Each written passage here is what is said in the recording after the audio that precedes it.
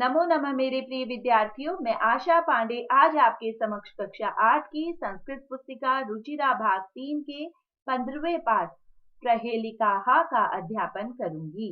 प्रहेलिकाहा पहेलियां मनोरंजन की प्राचीन विधा है। ये प्रायः विश्व की सारी भाषाओं में उपलब्ध है। संस्कृत के कवियों ने इस परंपरा को अत्यंत समृद्ध किया है।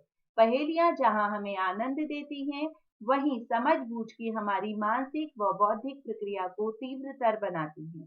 इस पाठ में संस्कृत पहेली बूझने की परंपरा के कुछ रोचक उदाहरण प्रस्तुत किए गए हैं। तो पहली पहेली देखते हैं।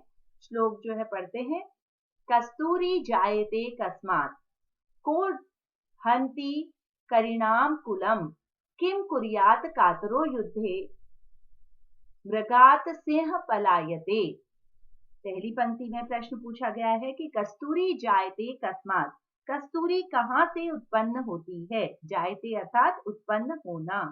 को हन्ति करिणाम कुलम, करिणाम का अर्थ है हाथियों के, कुलम मतलब वंश या कुल को कौन मारता है, हाथियों के कुल को कौन मारता है। तीसरी पंक्ति में कहा गया किम कुर्यात कातरो युद्धे, कायर व्यक्ति युद्ध में क्या करता है।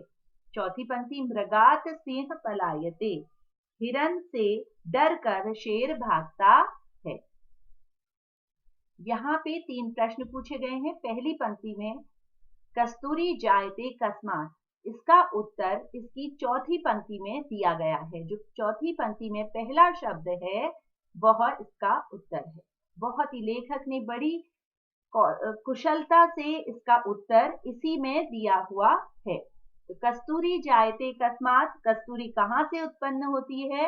मृगात, हिरण से। को हन्ति करिणाम कुलम, हाथियों के कुल को कौन मारता है। तो दूसरा है, दूसरी पंक्ति का उत्तर जो है, चौथी पंक्ति का दूसरा शब्द जो है वो इसका उत्तर है सिंह। तो इसका उत्तर आ गया कि हाथियों के कुल को कौन मारता है, शेर। किम कुर्यात कातरो युद्धे, कायर व्यक्ति युद्ध में क्या करता है। अंतिम पंक्ति का उत्तर भी अंतिम शब्द है। तो पलायते, कायर व्यक्ति युद्ध में क्या करता है, भागता है। तो इस प्रकार से इस पहेली का उत्तर इसकी चौथी लाइन में दिया गया है। दूसरी पहेली देखते हैं, दूसरे श्लोक को। सीमंती नीषु का शांता राजा कोअल भूतः गुणो उत्तम विद्वदभि का सदा वध्या अत्रैवोक्तम न बुध्यते।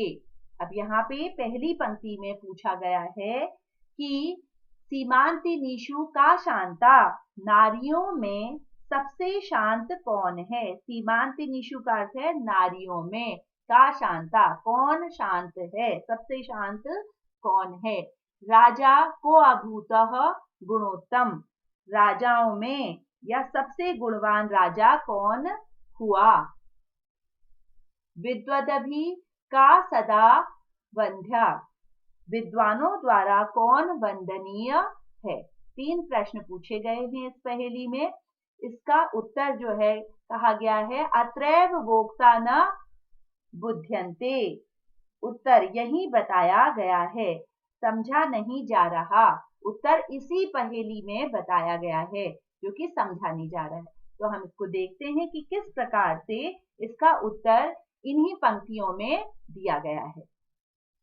जो पहला श्लोक था उसमें हमने देखा कि जो पहले 3 प्रश्न पूछे गए थे उसका उत्तर चौथी पंक्ति में दिया गया था। और इस वाली पहेली में देखें कि किस प्रकार से इसमें उत्तर दिया गया है लेखक ने। सीमांति नीषु का शांता, नारियों में सबसे शांत कौन है। तो यहाँ पे उत्तर इसी पंक्ति में मिल जाता है हमें। देखिए सी जो कि सबसे पहला वर्ण है, प्रथम पंक्ति का पहला और अंतिम वर्ण जो है इसका उत्तर है। पहली पंक्ति में देखिए सी लिखा हुआ है और अंतिम वर्ण है ता, तो इसका उत्तर क्या हो गया, सीता। सीमांति निशु का शांता, नारियों में सबसे शांत कौन है, तो उत्तर आ गया सीता। दूसरी पंक्ति देखते हैं, राजा को को अभूतः गुणोत्तम, सबसे गुणवान राजा कौन हुआ। तो इसमें भी वैसे ही है, पहला वर्ण देखते हैं, दूसरी पंक्ति का पहला वर्ण रा और फिर अंतिम वर्ण देखें इसी पंक्ति का तो मह, तो रामः, क्या निकला उत्तर राम। तो सबसे गुणवान राजा कौन हुआ, राम। तीसरी पंक्ति देखते हैं, प्रश्न विद्वदभि का सदा वध्यः, विद्वानों द्वारा कौन वंदनीय है। इसकी भी पहले वर्ण को देखते हैं वी और अंतिम वर्ण को देखते हैं ध्या, तो विद्या, इसका उत्तर हो गया विद्या। विद्वानों द्वारा कौन वंदनीय है, तो विद्या, जिसके पास विद्या है वो ही वंदनीय है। तो हमें इसके उत्तर मिल चुके हैं। अब तीसरा श्लोक देखते हैं, कम कम संजनाधान कृष्णः, का शीतल वाहिनी गंगा के केदार पोषरताः, कम बलवंतम न बाध्यते शीतम। तीसरे श्लोक में कहा गया है कि कम संजधानम कृष्णः, कृष्ण ने किसको मारा। पहला प्रश्न है। दूसरा कहा गया है का शीतल वाहिनी गंगा, शीतल वाहिनी गंगा कौन है, अर्थात कहाँ बहती है। केदार पोषणतः, पत्नी का पोषण कौन करते हैं। कम बलवंतम न बाध्यते शीतम। चौथा प्रश्न है इसमें कि कौन बलवान को सर्दी नहीं लगती है, या किस बलवान को सर्दी नहीं लगती है। इस पहेली में भी इसका उत्तर इन्हीं पंक्तियों में दिया गया है। अब देखिए इसमें तीसरा जो श्लोक है इसका उत्तर पहला वर्ण, पंक्ति का पहला और दूसरा वर्ण जो है इसका उत्तर है। पहला, दूसरा और तीसरा वर्ण जो है इसका उत्तर है। देखिए कम संजनाधान कृष्ण, इसका प्रश्न है कि कृष्ण ने किसको मारा, अर्थात यहाँ पे उत्तर आ गया कंसम। कृष्ण ने किसको मारा, कंस को। का शीतल वाहिनी गंगा, प्रश्न पूछा गया है कि शीतल वाहिनी गंगा कौन है या कहाँ बहती है। तो इस पंक्ति में देखते हैं पहला वर्ण और दूसरा वर्ण, इसका उत्तर है काशी। तो उत्तर क्या हो गया, काशी। शीतल वाहिनी गंगा कहाँ बहती है, तो काशी। तीसरा प्रश्न है केदार पोषणताः, यहाँ पे पत्नी का पोषण कौन करता है या कौन करते हैं। इसमें हम क्या करेंगे कि तीसरी पंक्ति के पहले वर्ण के संयोग से, तीसरी पंक्ति में पहला वर्ण जो है इसके संयोग से उत्तर मिल जाएगा। केदार पोषणता, इसका अर्थ है किसान, तो पत्नी का पोषण कौन करते हैं, किसान। चौथी पंक्ति देखते हैं, कम बलवंतम न बाधते शीतम। चौथी पंक्ति में पहले और दूसरे शब्दों के योग से बना है शब्द कंबलवंतम। पहले और दूसरे शब्दों के योग से जो शब्द बना वो इसका उत्तर है।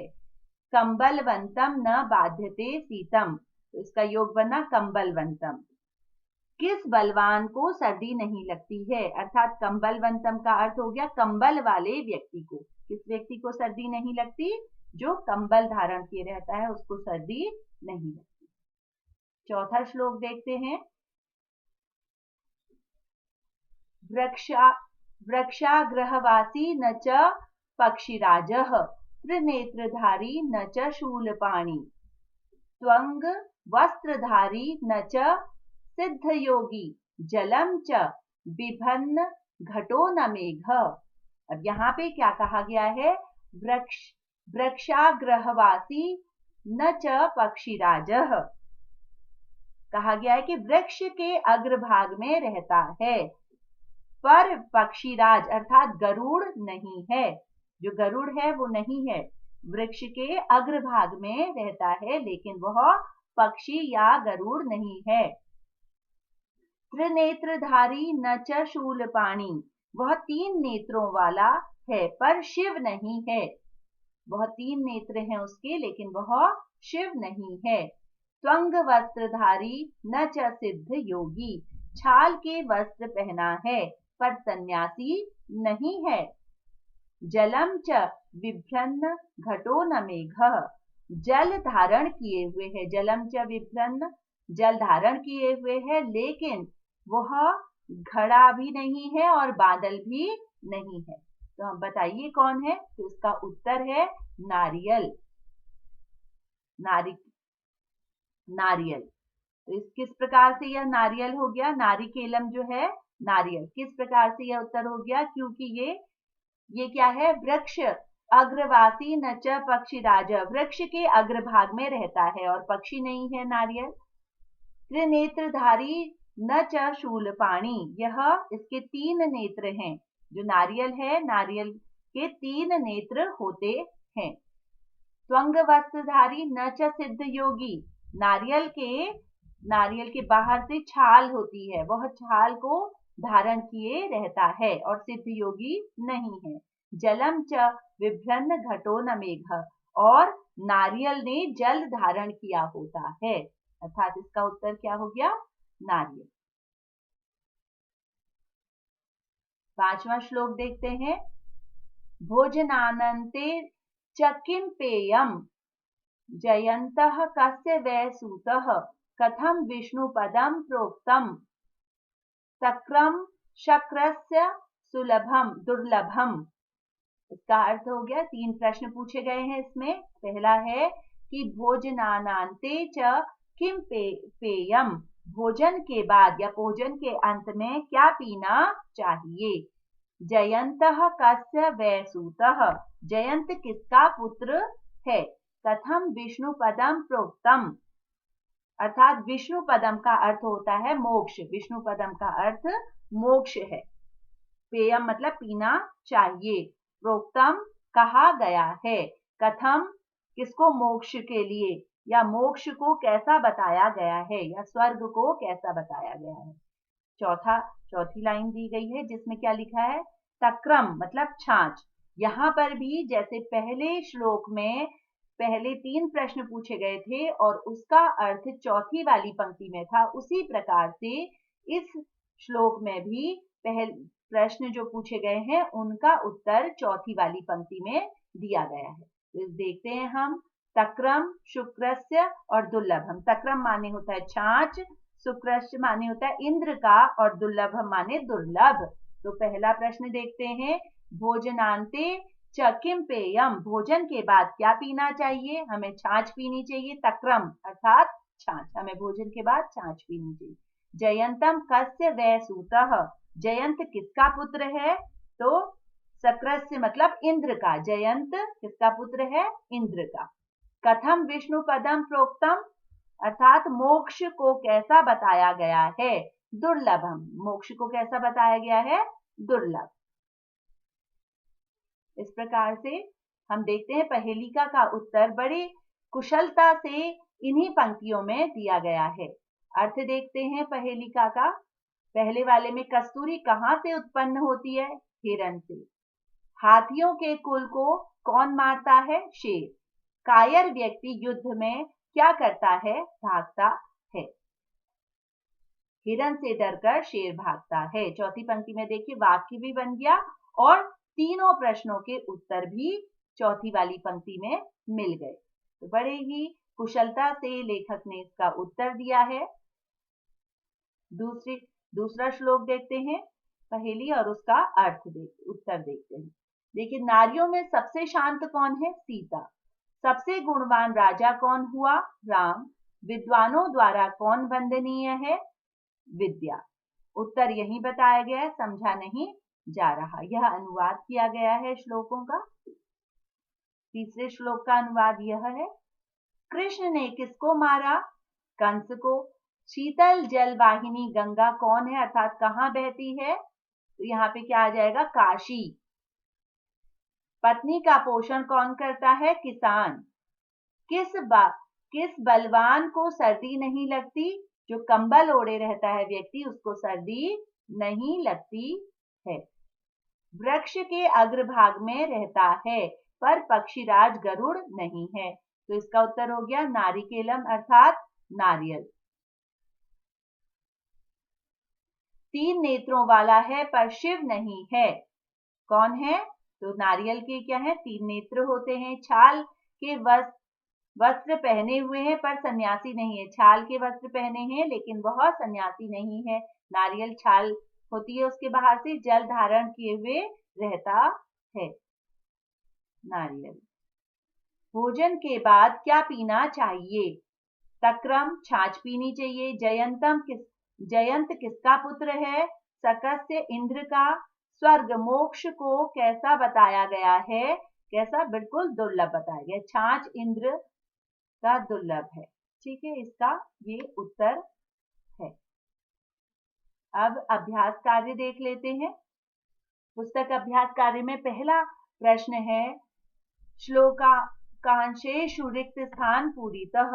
श्लोकों के अंश दिए गए हैं, इसका रिक्त स्थान की पूर्ति करते हैं श्लोकों के आधार पर। तो इसके उत्तर हैं, सीमंतेषु का शांता राजा को अभूतः गुणोत्तम।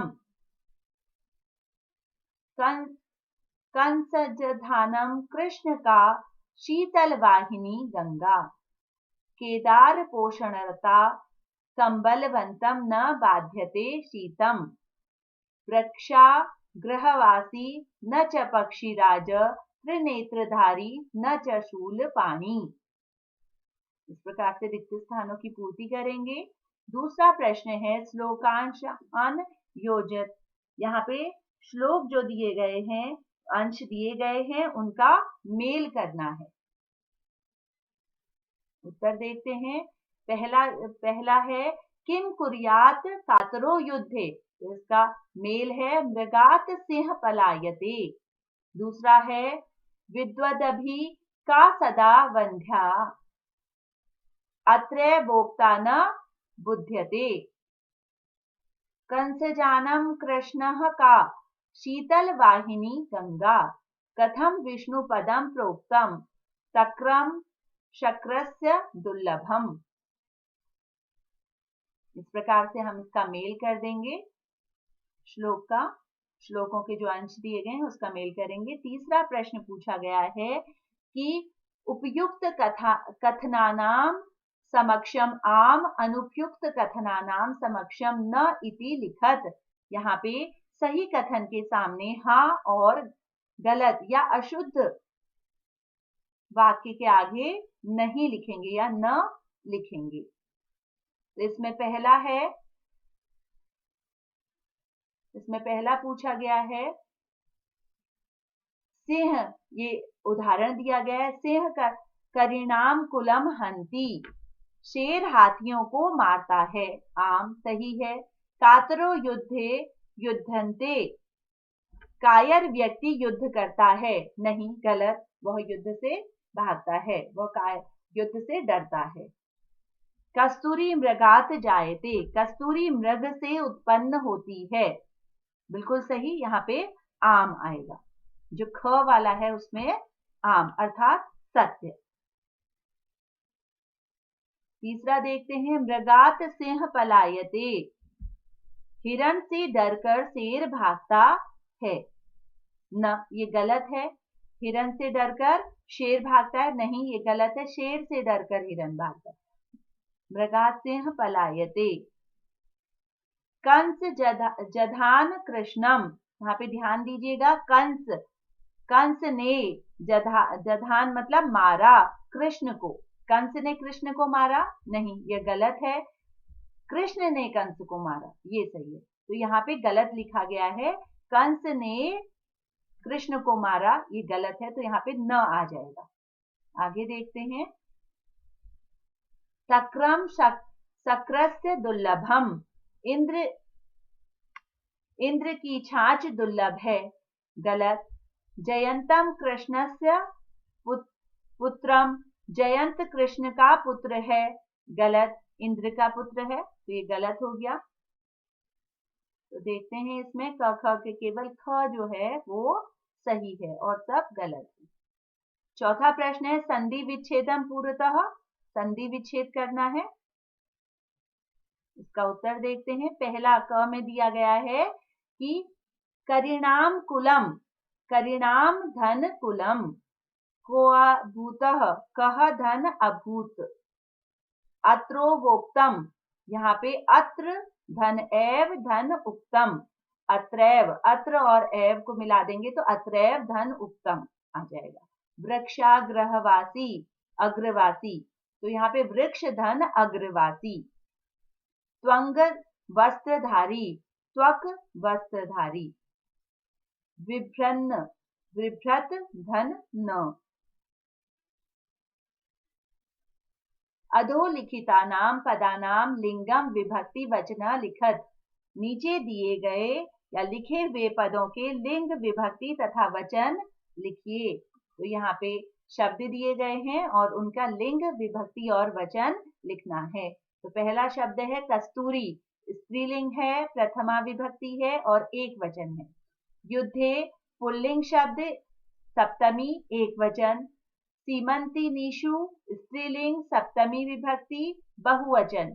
बलवंतम, बलवंतम पुल्लिंग, द्वितीया विभक्ति एक वचन। शूलपाणी पुल्लिंग, प्रथमा विभक्ति एक वचन। शुक्रस्य पुल्लिंग, षष्ठी विभक्ति और एक वचन। प्रश्न 6 देखते हैं। विलोम पदानी योजत, विलोम पदों का योजन करना है। इसका उत्तर देखते हैं। जायते, पहला प्रश्न है, इसमें पहला शब्द दिया गया है जायते, उत्पन्न होना, तो इसका उत्तर आएगा मियते। वीर, कातरह, वीर का विपरीत अर्थ होगा वीर का कायर, तो कातरह। अशांतः का शांता, अशांता का शांता। मूर्ख का विद्वभी, मूर्ख का विद्वान, विद्वानों के द्वारा, मूर्खों के द्वारा की जगह विद्वानों के द्वारा। अत्रैव यहाँ और तत्रैव वहां, वहीं पर।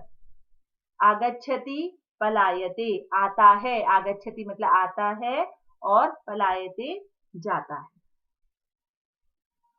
इसका आ प्रश्न देखते हैं। समानार्थ पदा, समानार्थक का पदम चित्वा लिखत, समान, जो यहाँ पे कोष्ठक में शब्द दिए गए हैं तो जो समान शब्द है उसको लिखना है। तो करीणानाम हाथियों का, गजानाम, अभूत अभवत, वंध्य वंदनीय, बुध्यते अवगम्यते, घटः कुंभ, संजधानम अमारयत। 7वां प्रश्न है। कोष्ठान अंतर्गतानाम पदानाम उपयुक्त विभक्ति प्रयोगेन अनुच्छेद पूरितः, कोष्ठ में दिए गए पदों के सही विभक्ति का प्रयोग करके अनुच्छेद को पूरा कीजिए। यहाँ पर एक अनुच्छेद दिया गया है, इसको हमने जो ब्रैकेट में शब्द दिए गए हैं उसकी सही विभक्ति का प्रयोग करके अनुच्छेद को पूरा करना है। यह एक कहानी लिखी गई है, छोटी सी अनुच्छेद है।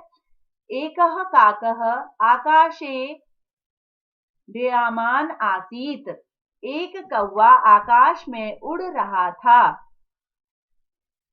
त्रषातां सह जलस्य अन्वेषणं करोति, प्यासा, त्रषात सह, प्यासा वह, अर्थात कौन, कौवा।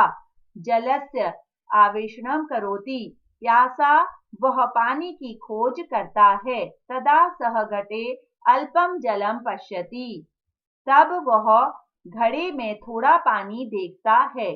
सह उपलम आनियत घटे पातयति, तब वह घड़े में, जब वह थोड़ा सा पानी देखता है तो वह कंकड़ों को लाकर घड़े में गिराता है। जलम घटस्य ऊपरी आगच्छत, जल घड़े के ऊपर आ जाता है। काकः सा आनंदम जलम पीत्वा तृप्यति, कौवा आनंद से जल पीकर तृप्त हो जाता है। आशा है यह पाठ आपको अच्छे से आ गया होगा। धन्यवाद।